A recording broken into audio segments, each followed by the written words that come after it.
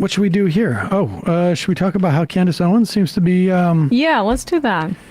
Candace Owens got in trouble some time ago. She said, Hitler got the nationalism part right. Mm-hmm. Hitler's nationalism ended up probably killing millions of people, both in war and through an extermination program of Jews who he felt were sort of tainting the national genetic pool and blood. Quote, if Hitler just wanted to make Germany great and have things run, well, okay, fine. The problem is he had dreams outside of Germany. He wanted to globalize. He wanted everyone to be German. So, and I should just say, for those people who don't know the most rudimentary history of arguably the greatest conflict we've had in the planet's history, the stuff that happened inside of Germany, also not good. Wasn't about declaring everybody Germans. Basically, she's admitting that, the rounding up of Jews, Kristallnacht, the persecution and then extermination of Jews within Germany's borders is okay. It's just the fact that he kept, he wanted to go into Poland. It was kind of about how some people aren't Germans, actually. Exactly. Now, and the Daily Wire didn't fire her after that. No. They fired her after her criticism of Israel, but not the Hitler apologia. And we should just say, there is also the chance that she's just incredibly stupid. But I don't know. I don't think she's that stupid, to be honest with you. I mean, I don't think she's smart, but I don't think she's that stupid. Candace Owens, a.k.a. Red Pill Black, as she entered this ecosystem named as. Now, with all that said, now maybe, this could be a lucrative thing. Who knows? But I'm sure she learned her lesson about touting the plans of Hitler back in the day. In fact, let's check in on her right now. She's talking with GB News' Stephen Edgington. Now, back in the day, she thought there was a problem with Hitler's expansionist program. Not so much what he was doing inside of Germany, but the expansionist part. So that was problematic back in the day. But these days, who really should have cared? In the 1930s, there was another America First movement, sort of isolationist movement, saying we mustn't go to war in Europe again after the First World War. Do you think that those America First supporters then were right? Do you think that America shouldn't have gone into that Second World War? Yeah, and that is a radical statement. People don't know how to deal with that because we've all been so brainwashed by the school system to believe that, well, look how great things are. Let me ask you about your country. Do you think that your country has become greater since? Has our country become Pause it greater for one since? second. Now, there's two different things here to break down. Yeah. One is the idea whether we should have entered World War II. And the other is, did World War II make us greater? Undoubtedly, yes. Well, just relative to American let's power. get to the second. Let's get to. I mean, there's a reason why the 20th century was called the American century. Yeah. Jesus. Okay. But and we'll get to that in a moment. But something happened just before we entered World War II. And it is called, maybe you've never heard of this, it's called Pearl Harbor. The day of, and nobody can remember it. It is a holiday. The only reason why I remember it is because it happens to be also the birthday of my sister. Otherwise, I would have completely forgotten about the day that Japan bombed our country. And now, can you imagine if Japan, or any country for that matter, was to bomb a military base of the U.S. and Joe Biden just said, nah, Nope. not gonna. Everybody focus on domestic things. Now, you could argue that FDR should have known, or FDR did know, and wanted it as a pretense, but it's not like FDR went over and said to the emperor, hey, I've got a deal for you.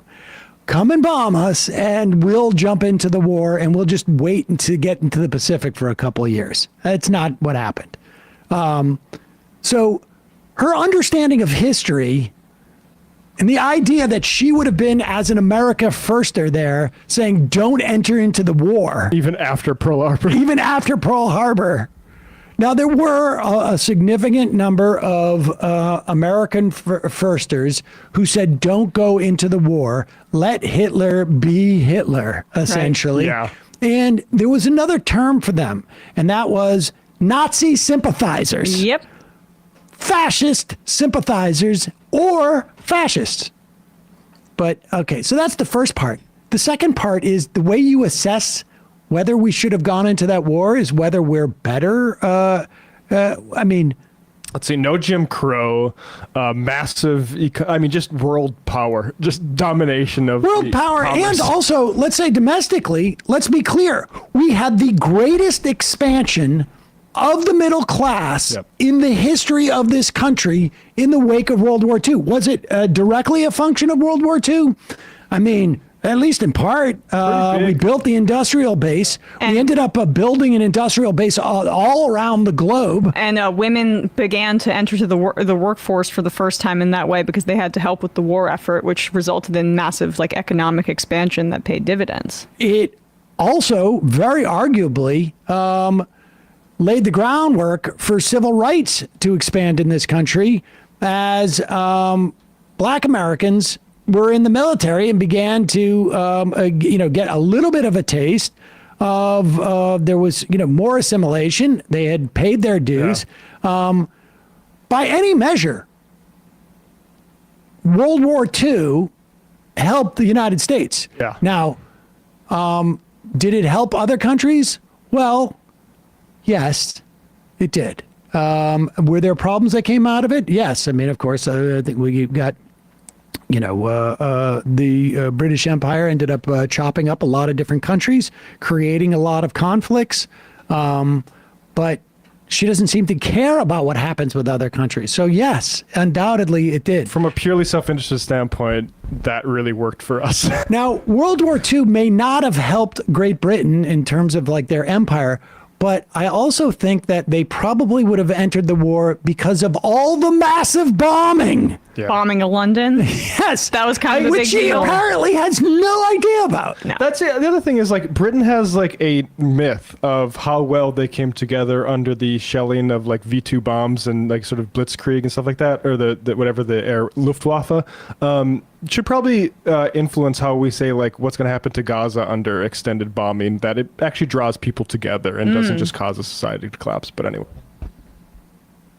Go back. Into that Second World War. Yeah, and that is a radical statement. People don't know how to deal with that because we've all been so brainwashed by the school system to believe that, well, look how great things are. Let me ask you about your country. Do you think that your country has become greater since? Has our country become greater since? Absolutely not. This whole idea of international liberalism. Now it's not just about your problems, it's about solving the world's problems. Let's make sure that in Pakistan there's a trans flag.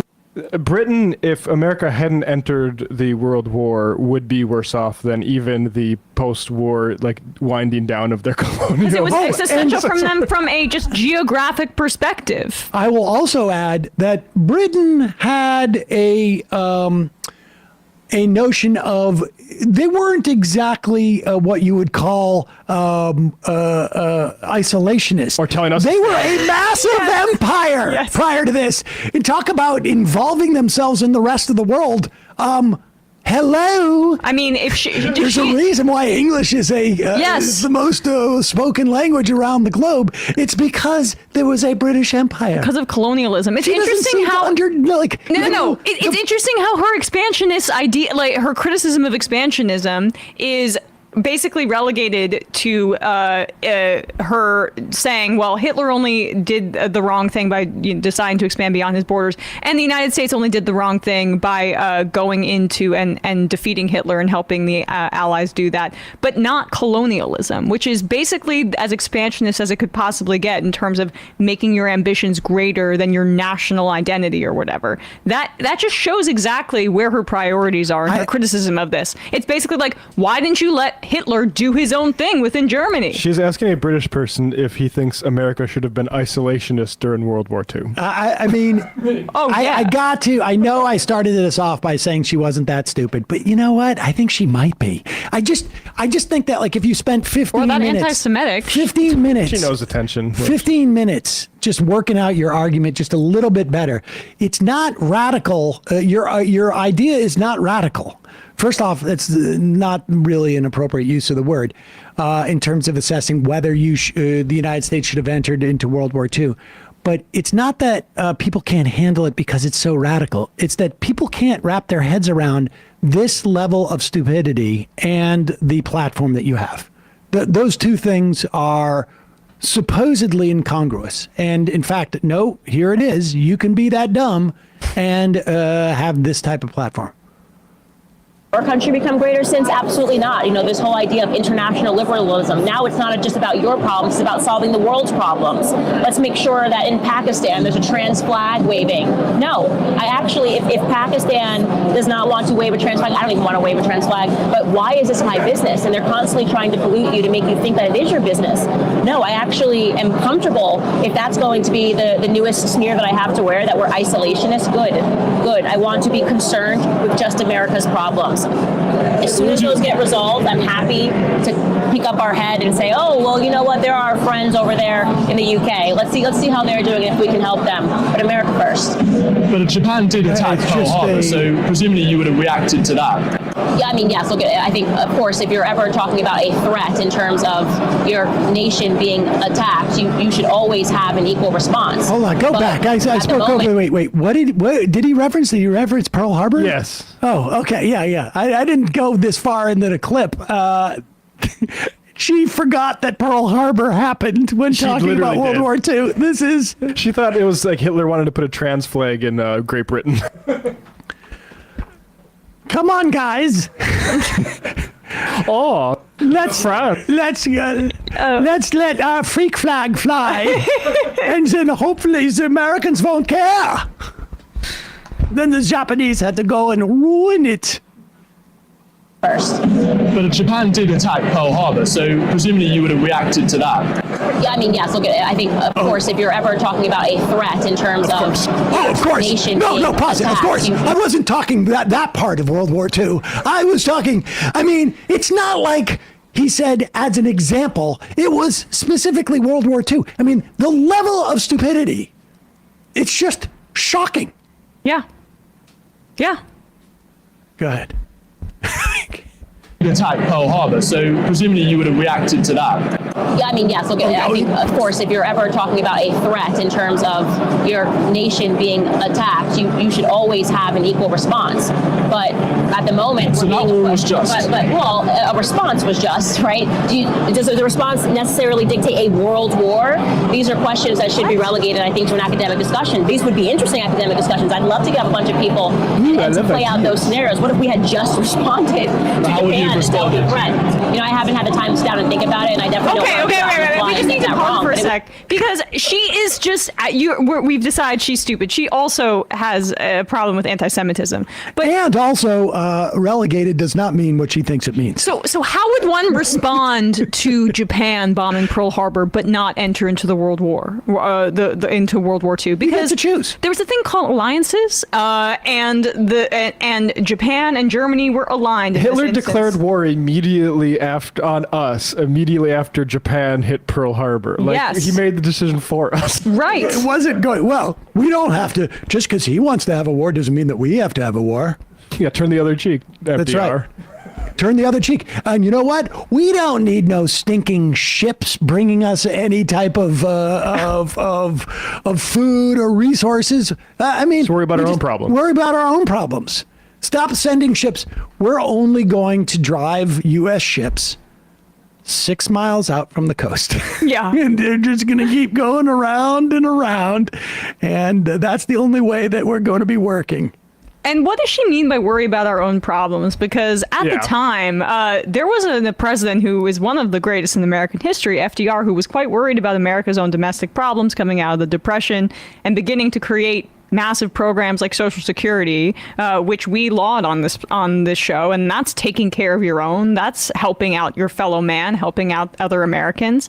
But she doesn't oppose. She's not in favor of those things. So what does worrying about your own problems entail? Does it mean what she has said is the unproblematic part of Hitler, which is just worrying about the problem of the Jews within the border of Germany and not expanding outward? Because I'm not interested in that. Is there more to this? I mean, Feels like it. it is. I'm just blown away by how, God, man. Do you know how much more well rested I would be if I had just decided to be a conservative talker? You don't have to know anything of what you're talking about. It's not just that you can lie. It's that somehow, how has she gotten this far without anybody saying, wait a second, what are you talking about? Right. Even this guy is, he very politely says, well, what about the whole Pearl Harbor thing? And she backtracks. If she was sitting with me, we would spend the next hour talking about that. Has she said anything about nukes and nuking Japan? Is that part of her proportional thing? I need to look that up. I'd be curious. Yeah, go ahead, Bradley. Would be a very interesting discussion to think about other options. Go back a little bit, because responding to I just want to hear about how we're going to relegate this to academic thing. I don't think there's relegate. probably been discussion of this in academic. Do you think? Maybe they've gotten around to it. Well, World War II was sort of a big historical moment. That's true. That's true. It was pretty big. It's literally. But it was also the second one. So, people are Yeah, dividing sequels. their time between the First World War and the Second World War. So maybe nobody got around to This asking the pressing question. question. Yeah. It's literally a joke that World War II is almost over discussed among people in the West because it's just such a fixture of academia and historic understanding.